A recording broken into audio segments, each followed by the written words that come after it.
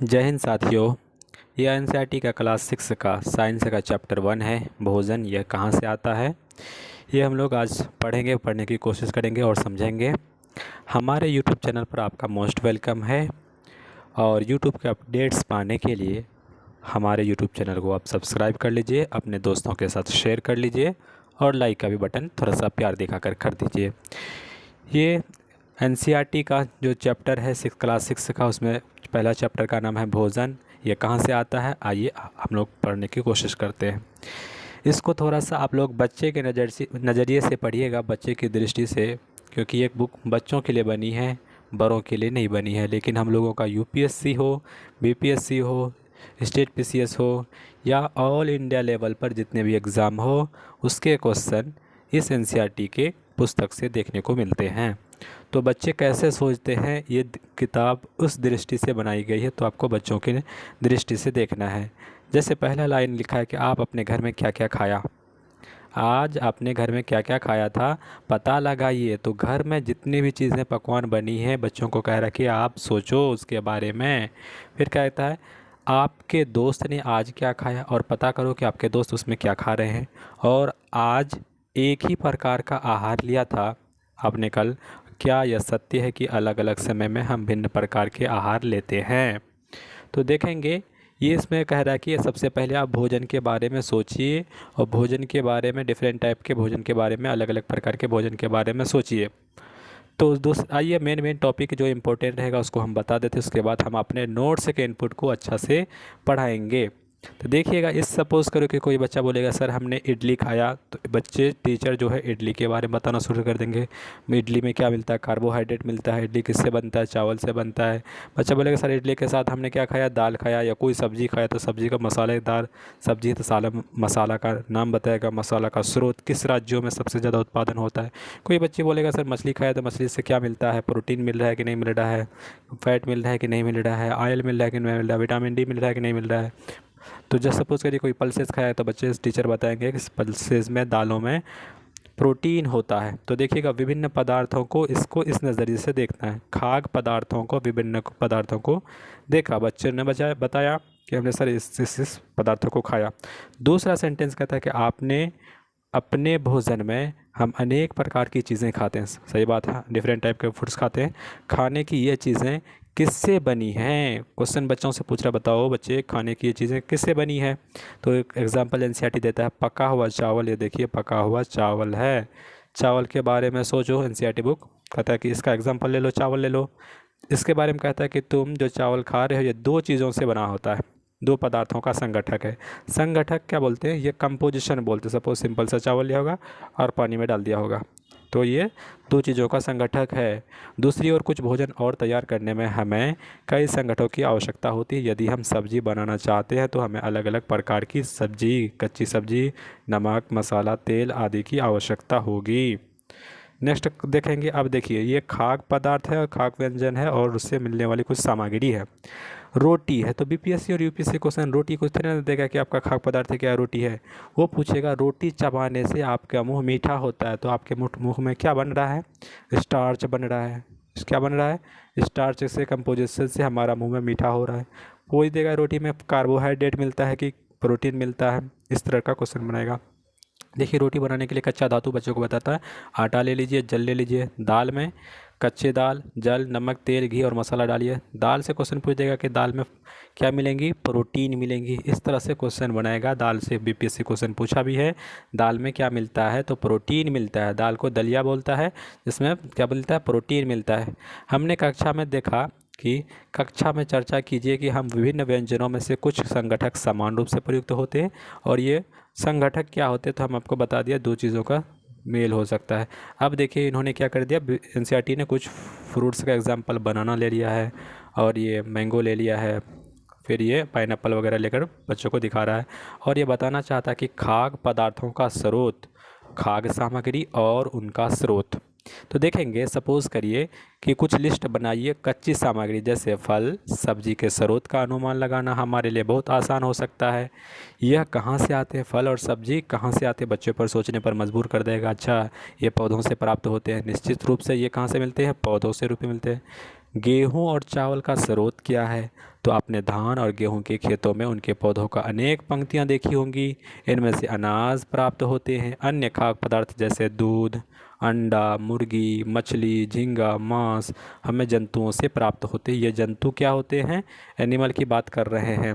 अब देखिए कुछ क्रियाकलाप करके दिखाइए। आइए हम सूचीबद्ध खाद्य पदार्थों एवं उनके संगठनों का स्रोत जानने का प्रयास करें। कुछ उदाहरण सारणी 1.3 में दिया गया, कुछ उदाहरण इस पर सूची में जोड़िए और एक रिक्त पूर्ण कीजिए। तो इसको नहीं देखते हैं और निष्कर्ष निकाले कि वैसे विभिन्न खाद्य संगठनों जैसे अन्न, सब्जी, इन्होंने क्या कर दिया, कुछ अन्न का डिस्ट्रीब्यूशन कर रहा है, ये अनाज का दिखा दे रहा है और ये धान का खेत को दिखा दे रहा है। ये गेहूं का परिवहन देखिए, गेहूं को कैसे लग जा रहा है, तो अनाज के स्रोत के उपाय को बता रहा है।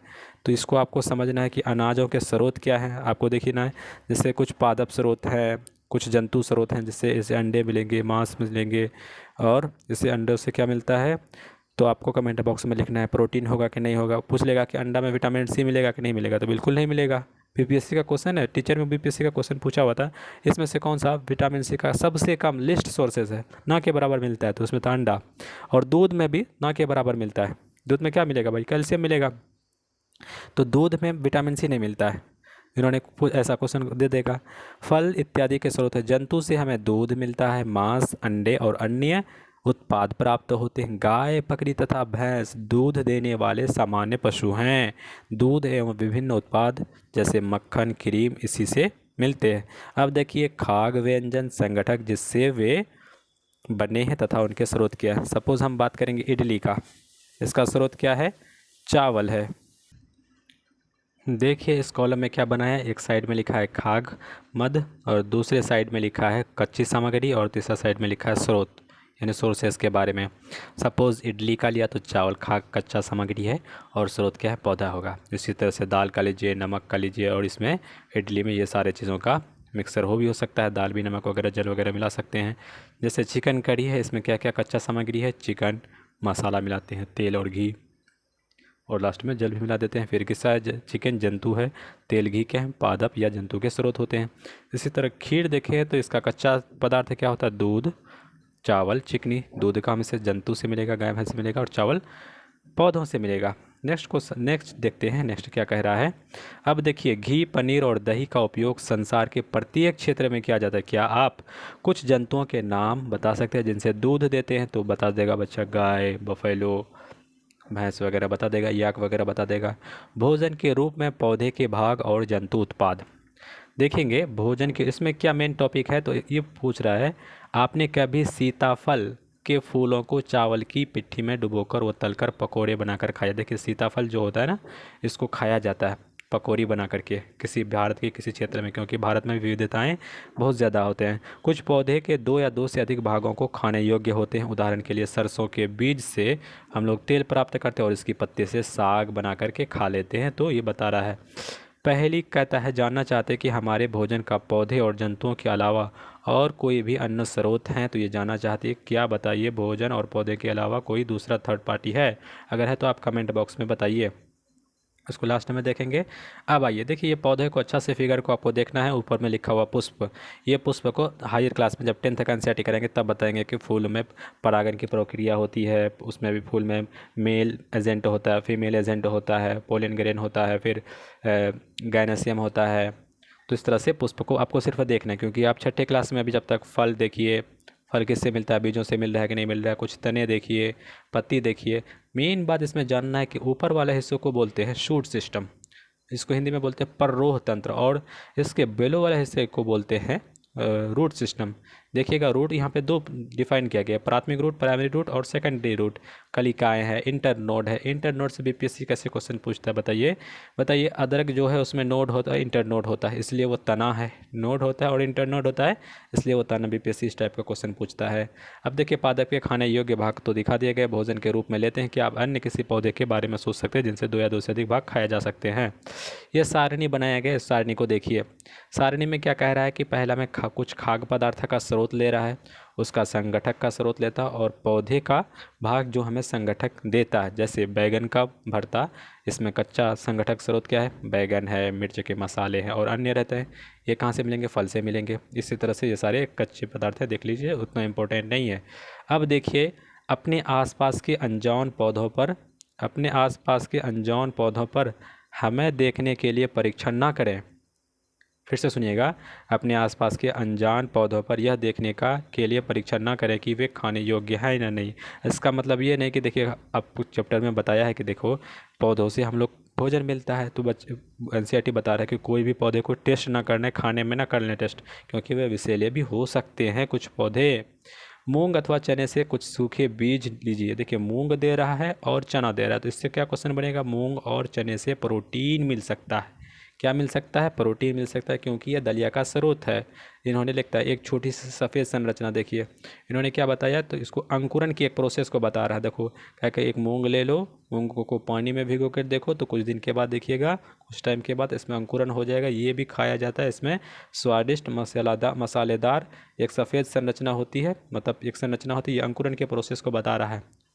उसके बाद बीज से बाहर निकाल आती है वही अंकुरन, यानी इसके कुछ रूट सिस्टम होते हैं, यहाँ तक ये बीज अंकुरित हो जाता है। ये अंकुरन प्रोसेस को बता रहा है कि देखो ये अंकुरन का प्रोसेस हो रहा है, ये यहाँ से इससे उसके जो रूट सिस्टम है जो भी हो बाहर निकल रहा है, नोडल्स वगैरह। नेक्स्ट देखेंगे, यदि नहीं तो बीजों को पानी में धोइए, पानी से निकाल दिए और गीले कपड़े से ढककर अगले दिन के लिए उन्हें छोड़ दें कि आपको बीजों से बाहर निकलता हो एक छोटा सा अंकुर दिखाई देता है। अंकुरों को सावधानी से धोकर आप इन्हें खा सकते हैं, ये उबाले भी जा सकते हैं, इनमें कुछ मसाले मिलाने पर खाने के लिए एक स्वादिष्ट अल्पाहार होता है, तो हम आपको बता ही दिए।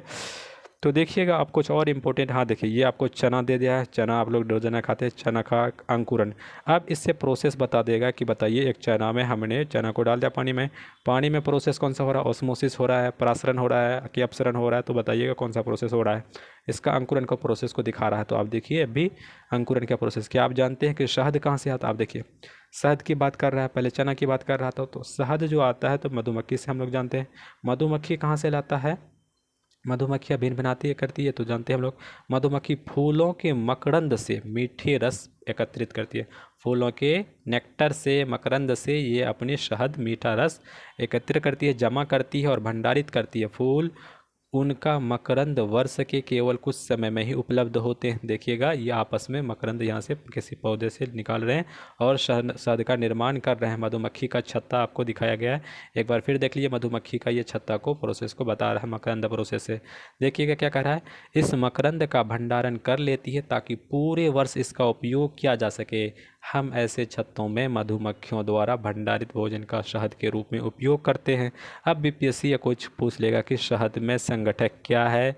शहद की जो सपोज करिए एक क्वेश्चन पूछा था, विस्कोसिटी शहद की ज़्यादा होती है कि कम होती है। बीपीएससी का ही क्वेश्चन है, शहद दे दिया, जल दे दिया और कुछ जेली टाइप का मटेरियल दे दिया, तो विस्कोसिटी किसकी ज़्यादा होती है। जंतु क्या खाते हैं, जैसे सपोज करिए कि आपके घर में कोई ऐसा पालतू पशु है जिसकी आप देखभाल करते हो, जैसे कुत्ता, बिल्ली, भैंस, बकरी, फिर आपकी इसकी जानकारी तो अवश्य होगा कि वे क्या खाते हैं, पालतू जानवर क्या खाते हैं, अन्य जंतु क्या खाते हैं। कि आपको कभी गिलहरी, अब देखिए गिलहरी के बारे में बात कर रहा है कि गिलहरी के बारे में बताइए, और कबूतर, छिपकली या छोटे छोटे कीट को खाना देते हैं तो क्या देते हैं, और वो अगर खाते हैं तो क्या खाते हैं, आपने कभी देखा होगा। एक फ़ोटो में दिखाया गया है कि अभी क्वेश्चन भी पूछेगा, गिलहरी अखरोट खाते हैं, बताइए। अखरोट किसी को मिलता नहीं है, गिलहरी सिंपल खाना किसी को नहीं मिलता है, लेकिन ये देखिए प्राणी क्या खा रहा, अखरोट खा रहा है। ये बात याद रखिएगा, अभी क्वेश्चन पूछेगा कि गिलहरी क्या खाता है। अब देखिए एक सारणी से क्रियाकलाप कर रहा है कि जंतुओं के नाम लिखे हैं, उनमें से कुछ जंतुओं के खाने वाले भोजन भी लिखे हैं। सारणी में रिक्त स्थान की पूर्ति करें। सपोज भैंस के भोजन का सिंपल घास खाएगी, खली भूसा वगैरह, अनाज की पत्तियाँ, बिल्ली छोटे छोटे जंतु, चूहा, इस तरह से, और शेर वगैरह तो ये अपना खरगोश वगैरह छोटे छोटे जानवरों को खा लेंगे, तो उसको कंप्लीट छोटे बच्चों के लिए है। अब आइए देखें और क्या बोलता है।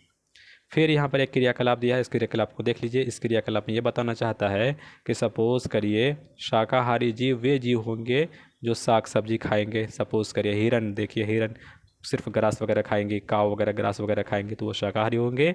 मांसाहारी वे जीव जंतु होंगे जो मांस खाते हैं दूसरे के प्राणी के, सपोज शेर हो गया, मांसाहारी हो गया, और दूसरे भी एनिमल का आप नाम बता दें। और सर्वाहारी के देखिए ऐसे जंतु जो तो पौधे भी खाते हैं और मांस भी खाते हैं, उसको क्या बोलते हैं, सर्वाहारी। सपोज मनुष्य एक सर्वाहारी है, जैसे गाय, देखिए गाय एक शाक सब्जी खाता है तो शाकाहारी बोल देंगे, हार्बीवोर्स। मांसाहारी शेर, शेर जो होता है मांसाहारी है, कार्निवोर्स होता है। कौवा सर्वाहारी होता है, मनुष्य भी।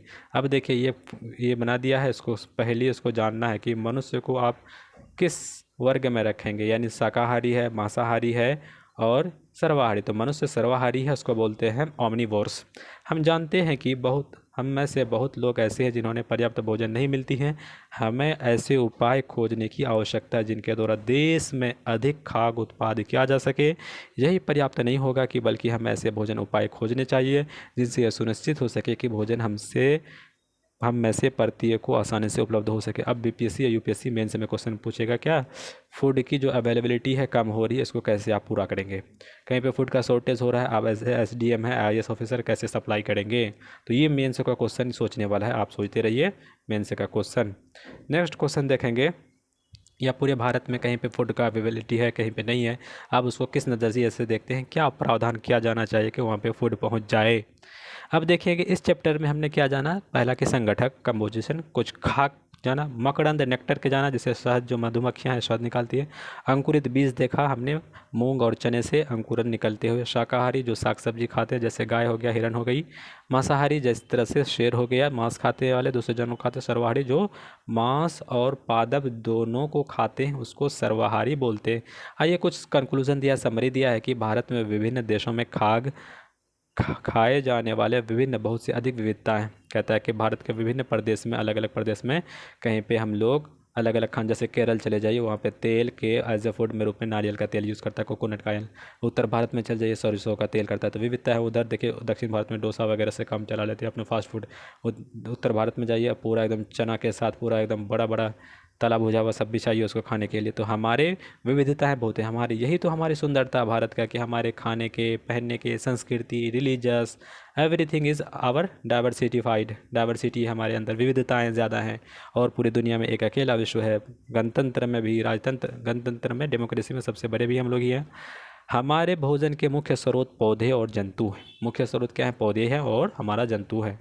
जो जंतु केवल पादप खाते हैं उन्हें शाकाहारी, जो जंतु केवल जंतु को खाते हैं मांसाहारी, जो जंतु पादप और प्राणी दोनों को खाते हैं उसे सर्वाहारी ओमनिवोरस कहते हैं। अब देखिएगा और कुछ एनसीईआरटी का है, कुछ fill in the blanks. NCERT पूछ रहा है कि छोटे बच्चों के लिए, बाघ एक क्या होगा, बाघ दूसरे को खाता है तो मांसाहारी होगा। हिरन पादप खाता है तो शाकाहारी हो जाएगा।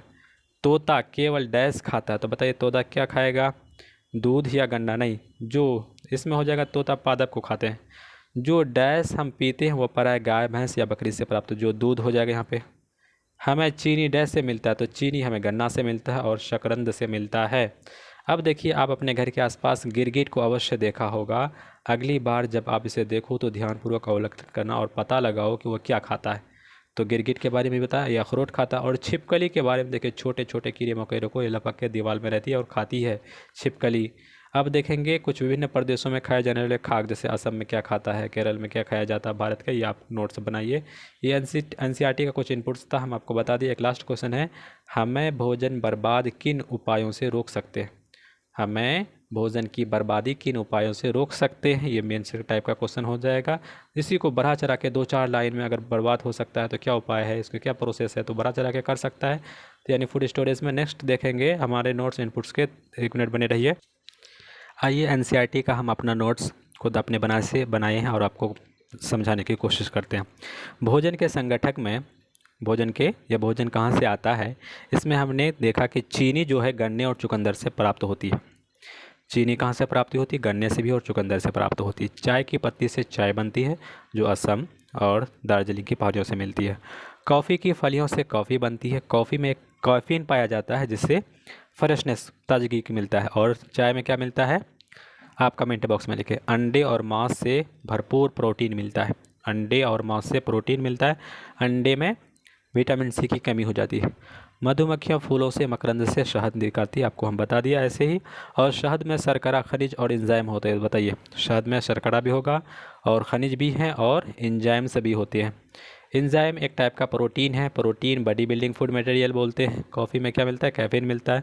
पोषण की विधियों के बारे में चर्चा करें तो 2 विधि है, एक होती है स्वपोषी, एक होती है परपोषी। स्वपोषी को बोलते हैं ऑटोट्रॉफ, परपोषी को बोलते हैं हेटेरोट्रॉफ। अब देखेंगे स्वपोषी, पौधे जो होते हैं खुद अपना भोजन बनाएंगे उसको स्वपोषी बोलते हैं। जो पौधे दूसरे पर डिपेंडेंट रहेंगे उसे परपोषी कहते हैं। या जो एनिमल, जो पौधे भी नहीं, जो एनिमल भी, जो जंतु भी। तो परपोषी को 3 टाइप में डिवाइड करते हैं। एक शाकाहारी होता है, एक शाकाहारी होता है, और दूसरा हमारा मांसाहारी होता है, तीसरा सर्वाहारी होता है। शाकाहारी के बारे में भी गाय के बारे में मांसाहारी, शेर बाघ के बारे में सर्वाहारी एनिमल, और कौवा के बारे में। अब भोजन के मुख्य घटक में जैसे कार्बोहाइड्रेट, स्टार्च, ग्लूकोज, खनिज, लवण, इसके बारे में डिस्कस करते हैं। आइए देखिए विटामिन के बारे में। जैसे कार्बोहाइड्रेट ऊर्जा देने वाला है, एनर्जी गिविंग फूड मटेरियल है, जिसका निर्माण कार्बन, हाइड्रोजन और ऑक्सीजन के मेल से होता है। कार्बोहाइड्रेट 3 प्रकार के होते हैं मेनली, शुगर, स्टार्च और सेलुलोज, और दूसरा भी हो सकता है। तो इसमें 6 में इतना ही बताया कि शर्करा, स्टार्च और सेलुलोज होता है। देखिए शर्करा जो है ये कार्बोहाइड्रेट है जिसका स्वाद मीठा होता है। ग्लूकोज गन्ना, दूध और फलों में शुगर होता है। स्टार्च एक जटिल कार्बोहाइड्रेट है, एक कम्प्लेक्स कार्बोहाइड्रेट हमारा क्या है, स्टार्च है। स्टार्च देखेंगे गोली जो है, जैसे बी कम्प्लेक्स का गोली टैबलेट खाइएगा, उसका पतला सा एक परत देखिएगा, थोड़ा सा वो स्टार्च होता है, खाते हैं तो पच जाता है, डाइजेस्ट हो जाता है, वो भी एक स्टार्च है। ये एक स्वादहीन सफ़ेद पाउडर होता है जो गेहूँ, मक्के, आलू, चावल से प्राप्त होता है। सेलुलोज के बारे में कहता है कि यह पादप कोशिका की भित्ति में रहता है। सेलुलोज कहाँ रहता है, ये भी कार्बोहाइड्रेट है, ये पादप कोशिका भित्ति में रहता है। यह एक जटिल कार्बोहाइड्रेट होता है। सेलुलोज जटिल कार्बोहाइड्रेट होता है। मनुष्य का जो पाचन तंत्र है, सेलुलोज पाचन करने में अक्षम होता है। हम लोग सेलुलोज को डाइजेशन नहीं कर सकते हैं। अब आइए प्रोटीन की बात, हम लोग दाल में बहुत ज़्यादा प्रोटीन करते हैं, तो प्रोटीन से कुछ रिलेटेड क्वेश्चन बने हैं तो देख लेते हैं। प्रोटीन से शरीर में विकास में, ऊतकों में मरम्मत में मदद मिलती है। प्रोटीन यानी करते हैं रिपेयरिंग करने का काम करता है, मरम्मत करने का, हीलिंग करने का काम करता है। प्रोटीन को शरीर में वृद्धि करने वाला भोजन कहा जाता है, यानी ये ग्रोथ हार्मोन हो सकता है, ग्रोथ करने वाला। दूध, अंडे, मांस, मछली, दाल से प्रोटीन प्राप्त होता है। प्रोटीन कई छोटे छोटे अणुओं से मिलकर बने होते हैं, जैसे ल्यूसीन, लाइसिन, हिस्टिडीन, इस तरह से कुछ 27, 20 से 30 अमीनो एसिड के मिलकर बने होते हैं। इस टाइप का क्वेश्चन दारोगा में, बीपीएससी में पूछता है। नेक्स्ट देखेंगे, एक वयस्क शरीर के प्रति 1 किलोग्राम वजन के हिसाब से प्रतिदिन 1 किलोग्राम प्रोटीन की आवश्यकता होती है। प्रतिदिन सपोज उसके शरीर के वजन के हिसाब से 1 किलोग्राम उसको प्रोटीन चाहिए। अब देखिए फैट के बारे में, वसा के बारे में। तो वसा का निर्माण कार्बन, हाइड्रोजन और ऑक्सीजन से होता है। मक्खन, घी, दूध, अंडे, जर्दी और मेवे में प्रचुर मात्रा में वसा होती है। अब बीपीएससी ने क्वेश्चन पूछा था विटामिन डी का केमिकल नेम क्या है, तो विटामिन डी का जो है कैल्सीफेरोल है, आर्गो कैल्सीफेरोल। एक वयस्क को प्रतिदिन लगभग 35 ग्राम वसा की आवश्यकता होती है, लगभग 35 ग्राम दे देंगे। हमारे शरीर में अतिरिक्त वसा को वसा के रूप में जमा कर लिया जाता है, ग्लाइकोजन के रूप में, या कोई एक ऐसा फॉर्म है जिसके रूप में अतिरिक्त वसा जो होता है उसको जमा कर लेते हैं। वसा के शरीर को ऊर्जा बैंक कहते हैं। वसा को शरीर का ऊर्जा, एनर्जी बैंक कहते हैं। जब हम लोग खाना नहीं लेते हैं तो यही ऊर्जा के रूप में काम करते हैं। विटामिन ए, डी और के को अवशेषों वसा का होना ज़रूरी है। आपको याद बता दें, विटामिन ए, डी, ई और के ऐसा विटामिन है जो वसा में घुलनशील है। फैट सोल्यूबल विटामिन कहते हैं ए, डी और के। वसा के कारण शरीर में उष्मा का ह्रास की रोकथाम होती है। वसा के कारण ही हम लोग लॉस नहीं कर पाते। अब देखेंगे विटामिन के बारे में, ये कक्षा 6 का है। विटामिन एक जटिल कार्बनिक कंपाउंड होता है। विटामिन क्या होता है, एक जटिल कार्बनिक कंपाउंड होता है जो हमारे शरीर के वृद्धि एवं विकास के लिए आवश्यक होता है। विटामिन के कोई ऊर्जा नहीं मिलती है, विटामिन से हमें कोई ऊर्जा नहीं मिलती है।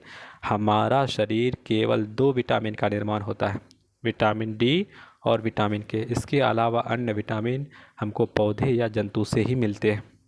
विटामिन का 2 प्रकार है। नंबर 1 वसा में घुलनशील ए, डी, ई और के, जल में घुलनशील विटामिन बी और विटामिन सी। नेक्स्ट देखेंगे, विटामिन ए को बोलते हैं रेटिनॉल, इसकी केमिकल नेम है। विटामिन डी का केमिकल नेम है कैल्सीफेरोल। विटामिन सी का केमिकल नाम है, यहाँ विटामिन ई दिया है तो विटामिन ई का केमिकल नाम दिया है टोकोफेरोल। विटामिन के को केमिकल नाम है फाइलोक्विनोन। ये बहुत इंपॉर्टेंट है, हर एग्जाम में पूछा जाता है। विटामिन बी कम्प्लेक्स के बारे में देखें और उसकी कमी से क्या होता है। जैसे B1 का केमिकल नेम है थायमीन, तो थायमीन की जो कमी है विटामिन B1 की कमी से बेरी होगा। विटामिन B2 को बोलते हैं राइबोफ्लोविन, इससे त्वचा, आँखें लाल हो जाएंगी। विटामिन B3 को बोलते हैं निकोटिनामाइड, इससे पेलाग्र और बीमारी हो जाएंगी। विटामिन B5 को बोलते हैं पैंथो हो गया, पेंट से नाम होगा, पैंथोथिनासाइड ऐसे कुछ, पैंथोथेनिक एसिड, इसमें बाल सफ़ेद हो जाता है और मंद बुद्धि वाला होता है। विटामिन B6 को बोलते हैं पायरोडॉक्सिन, पायरिडॉक्सिन, एनीमिया होता है, त्वचा रोग हो जाता है। विटामिन B11 को बोलते हैं फॉलिक एसिड, एनीमिया रोग होता है। विटामिन B12 को बोलते हैं साइनोकोबालमीन। विटामिन B27 बोलते हैं इसके एनीमिया और स्कर्वी रोग, स्कर्वी दिया, विटामिन C से स्कर्वी होगा। नाउ खनिज के बारे में देखते हैं, मिनरल्स के बारे में देखते हैं। हमारे शरीर में खनिज की अल्प मात्रा की आवश्यकता होती है, जैसे लोहा खनिज, iodine, calcium, phosphorus, sodium, potassium, ये सारे महत्वपूर्ण खनिज है जो हमारे शरीर में थोड़ी मात्रा में ज़रूरत पड़ती है। खनिज प्राप्ति जंतुओं और पादप से होती है। लोहा देखिए, इसकी कमी से हमको एनीमिया होता है, कमज़ोरी महसूस होती है। विटामिन ए की कमी से हमको दृष्टि में कमज़ोर होगा, जिसको बोलते हैं रेटिनॉल। विटामिन ए को रेटिनॉल हो जाता है। विटामिन B1 की कमी से तो बेरी आपको बता दिया। विटामिन C से स्कर्वी हो जाएगा, दुर्बल। विटामिन मसूरों का खून का निकलना, घाव का भरने में टाइम लग जाना, विटामिन C की कमी से होगा। और विटामिन D की कमी से एक सूखा रोग होता है जिसको बोलते हैं रिकेट्स। ये बस बच्चों में अलग होता है और बूढ़ों में अलग होता है, जिसमें मुलायम हड्डियों से रिलेटेड है। कैल्शियम जो होता है अस्थि और दंत से रिलेटेड होता है, कमज़ोर हड्डी और दंत होता है। आयोडीन की कमी से बहुत एग्जाम पूछता है कि ग्वाइटर होता है, गर्दन की जो ग्रंथि होती है वो फूल जाते हैं, मानसिक रोग से विकलांग हो जाता है। अगर ये वीडियो आपको पसंद आता तो हमारे वीडियो को लाइक करिए, सब्सक्राइब करिए और अपने दोस्तों के साथ शेयर कर दीजिए। थोड़ा सा अपना प्यार भी दिखा दीजिए मेरे दोस्त, अपने भाई। भोजन में उपस्थित रेशा या रुक्षांश की आपूर्ति मुख्यतः पादप और हम लोग जंतु से करते हैं। रुक्षांश देखिए, रुक्षांश क्या होता है? मुख्य स्रोत क्या बोलते हैं? साबुत खाद्यान्न, दाल, आलू, तेल से होता है। देखिए रुक्षांश ना भोजन को पचाने में हेल्प करता है। शरीर में रुक्षांश के इंग्लिश में बोलते हैं रफेज, कोई पोषक प्रदान नहीं करता है लेकिन ये डाइजेशन में हेल्प करता है। रुक्षांश बिना पचे भोजन को बाहर निकालने में सहायता करता है। रुक्षांश से भोजन का आहार नाल में आगे बढ़ने में मदद मिलती है। अब देखिए कार्बोहाइड्रेट का टेस्ट कैसे करेंगे। जैसे हम लोग कार्बोहाइड्रेट पढ़ लिए, कार्बन हाइड्रोजन से मिलकर बनता है और ऑक्सीजन से मिलकर बनता है, तो इसका टेस्ट कैसे करेंगे, कोई चीज़ में कार्बोहाइड्रेट है कि नहीं है। तो देखिए इसके लिए खाद्य पदार्थ का एक पेस्ट बना लीजिए जिसका भी है। उसके बाद उस पेस्ट में आयोडीन डाल दीजिए। खाद्य पदार्थ का रंग अगर गहरा नीला हो जाता है तो ये इससे सिद्ध हो जाता है कि इसमें कार्बोहाइड्रेट है। आप देखो कार्बोहाइड्रेट पता करने के लिए, जिसमें भी सपोज करिए आप कार्बोहाइड्रेट किस में मिलता है, चावल में कार्बोहाइड्रेट मिल रहा है या गेहूँ में कार्बोहाइड्रेट मिल रहा है, तो इसको क्या करिए, उसका पेस्ट बना लीजिए। उसमें आयोडीन की थोड़ा सा बूंद डालिए, उसका रंग अगर अदर हो जाता है तो क्या हो जाएगा, वो कार्बोहाइड्रेट होगा। अब देखिए प्रोटीन का परीक्षण कैसे करेंगे, कैसे टेस्ट करेंगे, टेस्ट फॉर प्रोटीन। इसके लिए खाद्य पदार्थ का भी पेस्ट बना लीजिए। सपोज करिए कोई भी चीज़, जैसे दाल का पेस्ट बना लेंगे। 2 बूंद कॉपर सल्फेट और 10 बूंद कास्टिक सोडा डालिए। कास्टिक सोडा का फुल फॉर्म BPSC में पूछा, NaOH होता है। तो कॉपर सल्फेट डालें और कास्टिक सोडा डालें। अगर खाग का जो पेस्ट बनाए थे डालने पर बैगनी रंग हो जाता है तो इससे पता चलता है कि उसमें प्रोटीन है, किसी चीज़ में प्रोटीन का। फैट का कैसे टेस्ट करेंगे कि इसमें वसा है कि नहीं है, तो उस खाद्य पदार्थ को कागज़ में लपेटकर थोड़ा मसल डालिए। उसके बाद कागज़ को फैलाकर रोशनी में देखें। यदि कागज़ पर धुंधले धब्बे दिखाई देते हैं और इनकी हल्की रोशनी आर पार होती है तो पता चलता है कि उस खाद्य पदार्थ में वसा मौजूद है।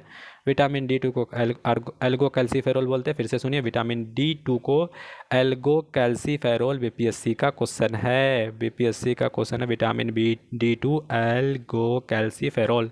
विटामिन D को क्या बोलते हैं, कैल्सीफेरोल। यदि कोई व्यक्ति अपने भोजन में पर्याप्त प्रोटीन नहीं ले पाता है, नहीं ले रहा है, तो उसे वृद्धि की क्या हो जाता है, रुक जाएगा, चेहरे पर सूजन आ जाएगा, बालों का रंग उड़ेगा, बाल का रंग में डिफरेंस हो जाएगा, त्वचा की बीमारी होगी और पेचिस आदि, मरासमस और क्वाशियोर, ये बच्चों में होता है प्रोटीन की कमी से। बहुत बार क्वेश्चन पूछा, मरासमस और प्रोटीन। मरासमस किससे होता है, प्रोटीन से ही होता है। क्वाशियोर और प्रोटीन से ही होता है, कमी से। पकाने में विटामिन C आसानी से गर्मी से नष्ट हो जाती है, तो इसके लिए हमें आसानी अपने आहार में फल, कच्चा सब्जियां शामिल है, इस नींबू वगैरह शामिल है। तो देखिए दोस्तों, हमने इस वीडियो को पूरा चैप्टर क्लास 6 का खाद्य पदार्थ, जो भी चैप्टर का नाम है, इसको फिनिश कर दिया। अगर ये वीडियो आपको अच्छा लगता है तो दोस्तों के साथ शेयर करिए, हमको सपोर्ट करिए, लाइक करिए और सब्सक्राइब करिए। थैंक यू सो मच, धन्यवाद।